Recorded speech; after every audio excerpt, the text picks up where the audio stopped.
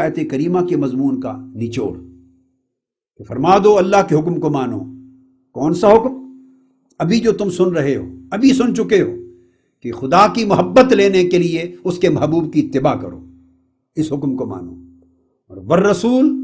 इसमें इताअत से मुराद क्या हुआ? वो ला मुहाला हुजूर की इताअत से मुराद फिर हुजूर का पूरा उसवा मुबारक आ गया। जो जो कुछ मेरा महबूब फरमाता जाए तुम उसकी इत्तिबा इताअत करते चले जाओ। जो जो अमल मेरा महबूब करके तुम्हें दिखाता जाए उस उसवा हसना की पैरवी करते चले जाओ। ये माना हुआ वर रसूल का। गोया आका अलैहिस्सलाम की जमी सुन्नत का और जुमला अहादीस का हुज्जियत मुतलका होना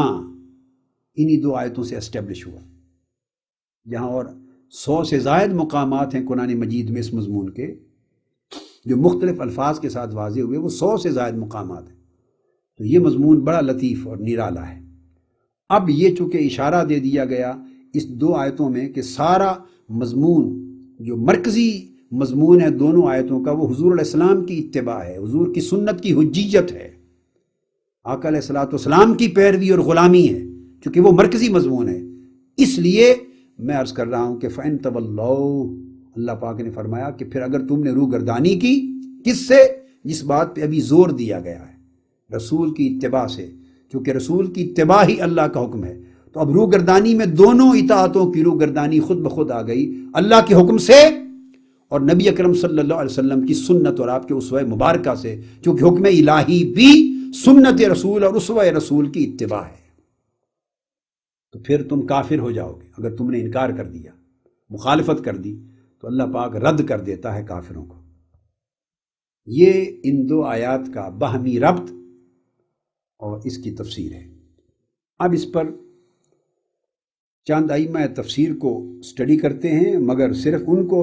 अइम्मा तफसीर की खातिर नहीं, दरअसल हुजूर अलैहिस्सलाम की इसके ऊपर अहादीस जानने के लिए, इन आयात की जो शरह आका अलैहिस्सलाम ने की, जो सहाबा कराम ने की, जो ताबईन इज़ाम ने की, इस आयत करीमा की तफसीर खुद जो तफसीर नबवी, तफसीर सहाबा और तफसीर ताबईन, ये जानने के लिए दरअसल तफासीर को पढ़ा जाता है। तो हाफिज़ इब्न कसीर बयान करते हैं कि ये आयत कुल इन कुंतुम तुहिब्बूनल्लाह फत्तबिऊनी युहिब्बुकुमुल्लाह, इस आयत में सारा ज़ोर इस बात पर है, सारा ज़ोर इस बात पर है कि अल्लाह तबारक व तआला ने, और फिर वो रिवायत करते हैं इमाम हसन बसरी रज़ी अल्लाह तआला अन्हु से, दरअसल कौल इमाम हसन बसरी का रिवायत कर रहे हैं। और फिर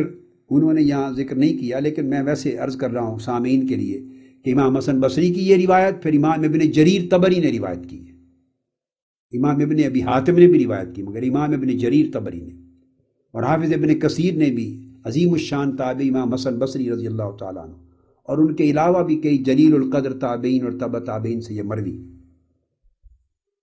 वो फरमाते हैं कि बाज़ लोगों ने ये गुमान किया, ये हाफिज़ इब्न कसीर बयान कर रहे हैं, ज़अम कौमुन अन्नहुम युहिब्बूनल्लाह, ये अब इस आयत करीमा की तफसीर है इब्न कसीर की। बाज़ लोगों ने ये अपने बज़ा में ख़ेश ये ख्याल ज़ाहिर किया, ये बयान किया और ये गुमान कर लिया कि वो अल्लाह से मोहब्बत करते हैं, और माज़अल्लाह उन्होंने हुज़ूर अलैहिस्सलातु वस्सलाम की ग़ुलामी को, आपकी इत्तिबा को, आपकी मोहब्बत को दरमियान से निकाल दिया, और फ़कत ये दावा समझा कि अल्लाह की मोहब्बत का हमारा दावा काफ़ी है। उन्होंने गुमान कर लिया कि ग़ुलामी रसूल के बग़ैर, मोहब्बत रसूल के बग़ैर और इत्तिबा रसूल के बग़ैर ही हम अल्लाह के मुहिब हैं, अल्लाह से मोहब्बत करते हैं। फब्तलाहुमुल्लाहु बिहाज़िहिल आया, तो अल्लाह ताला ने यह आयत करीमा नाजिल करके उनका इम्तिहान लिया कि मुझसे मोहब्बत का दावा करने वालों, आओ मैं तुम्हारे दावा मोहब्बत का टेस्ट लेता हूँ, एग्ज़ाम लेता हूँ, इम्तिहान लेता हूँ कि क्या तुम मेरी मोहब्बत के दावे में सच्चे हो या झूठे हो। तो फिर अल्लाह रब्बुल इज़्ज़त ने यह पस मंज़र और शान नुज़ूल है इस आयत करीमा का। तो अल्लाह ताला ने यह आयत नाजिल की कि जो मुझसे मोहब्बत का दावा करते हैं उन्हें चाहिए कि मेरे रसूल की इत्तिबा करें, कि इत्तिबा रसूल के बग़ैर मेरी मोहब्बत का कोई दावा नहीं हो सकता। तो फिर अल्लाह रब्बुल इज़्ज़त ने यह आयत करीमा नाजिल की। अब इसमें फिर हाफिज़ इब्न कसीर आगे चल के बयान करते हैं कि ये हुज़ूर अलैहिस्सलाम की इत्तिबा को वाजिब और फ़र्ज़ करार देकर अल्लाह तबारक व तआला ने جواباً یہ فرمایا، اور یہاں بعض علماء کے قول کو نقل کر کے فرماتے ہیں کہ محب ہونا کیا مقام ہے؟ فرمایا اصل مقام تو محبوب ہونا ہے۔ میں لیس الشان ان تحب انما الشان ان تحب، فرمایا محب ہونا کیا بات ہے، اصل درجہ تو پھر محبوب ہو جانا ہے۔ اگر تم اللہ کا محب بننا چاہتے ہو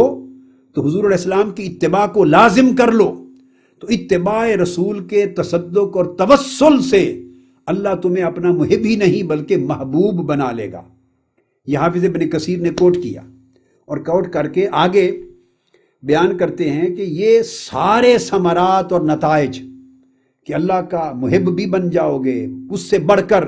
اعظم درجہ اور اس سے عرف و اعلیٰ درجہ یہ کہ اللہ کے محبوب بھی بن جاؤ گے، اور اللہ کی بارگاہ سے تمہیں مغفرت اور دخول جنت کا پروانہ بھی مل جائے گا۔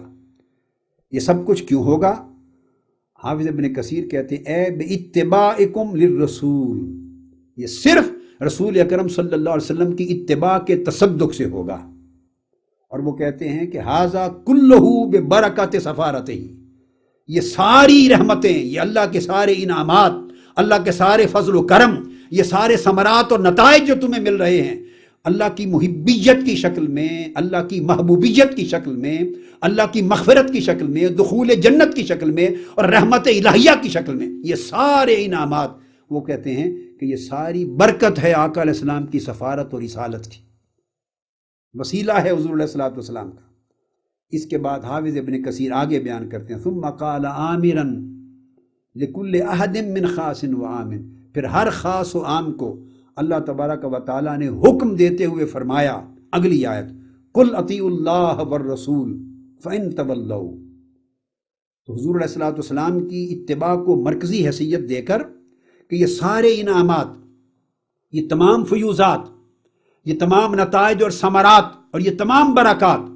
صرف آقا علیہ السلام کی رسالت و سفارت کا وسیلہ ہیں اور صدقہ ہیں اور خیرات ہیں، یہ کہہ کر اس کے بعد فرماتے ہیں کہ پھر اللہ تعالیٰ نے حکم دیا ہر خاص و عام کو کہ اللہ اور اس کے رسول کی اطاعت کرو، اور اگر تم نے روگردانی کی، کس سے؟ اے خالفوا عن امرہ، روگردانی کی، تو پھر فإن اللہ لا يحب الکافرین، فرماتے فدل علی ان مخالفتہ فی الطریقۃ کفر، کہ پھر طریقہ محمدی کی مخالفت کرنا کفر ہے، اور جو طریقہ محمدی کی مخالفت کی راہ پہ چلتا ہے اللہ اس کو پسند نہیں کرتا، اس کو کافر قرار دیتا ہے۔ وَإِنِ ادَّعَىٰ وَزَعَمَ فِي نَفْسِهِ أَنَّهُ يُحِبُّ اللَّهَ وَيَتَقَرَّبُ إِلَيْهِ، خواہ وہ شخص لاکھ دعویٰ کرتا رہے کہ میں اللہ کا بندہ اور اللہ سے محبت کرنے والا ہوں، اور بزعم خیش یہ لاکھ گمان کرتا رہے کہ میں اللہ کی بندگی کرتا ہوں، اللہ کی توحید پر ہوں اور اللہ سے محبت کرتا ہوں، جو گمان کرے اور اللہ کی قربت میں ہوں، فرمایا نہیں، جب تک حتی یتابع الرسول النبی الامی خاتم الرسل ورسول اللہ الی جمیع ثقلین الجن والانس، جب تک جن و انس اور جمیع ثقلین کے رسول خاتم الرسل نبی امی رسول اللہ کی اتباع اپنے اوپر بندہ لازم نہ کر لے گا، نہ اس کا دعویٰ توحید قبول ہے، نہ محبت الہی کا دعویٰ قبول ہے، نہ قرب الہی کا دعویٰ قبول ہے، نہ اللہ کی بندگی اور اللہ کی اطاعت کا دعویٰ قبول ہے۔ فرمایا یہ سارے دعوے، ان کی صداقت کا انحصار صرف ایک شرط پر ہے، اور وہ غلامی رسول ہے، غلامی رسول ہے۔ اگر یہ ثابت ہے تو پھر محبت الہی کا دعویٰ بھی درست، اطاعت الہی بھی درست، اللہ کی بندگی بھی درست، اللہ کی عبادت بھی درست، اللہ کا تقرب بھی درست۔ اور پھر حافظ ابن کثیر کہتے ہیں وہ رسول جس کی اتباع کو اللہ تبارک و تعالیٰ نے ان تمام نتائج، ثمرات اور برکات کے لیے شرط لازم قرار دے دیا ہے، یہ وہ رسول ہیں الذی لو کان الانبیاء بل المرسلون بل اولو العزم منہم،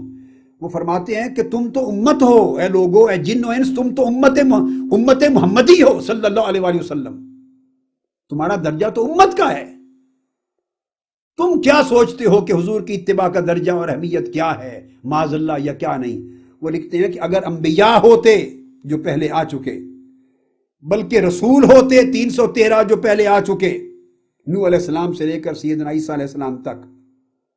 اور انبیاء ہوتے آدم علیہ السلام سے لے کے سیدنا عیسیٰ علیہ السلام تک، بل اولو العزم منہم، بلکہ ان میں سے وہ 5 جو اولو العزم پیغمبر ہیں وہ ہوتے، حضرت نوح، حضرت ابراہیم، حضرت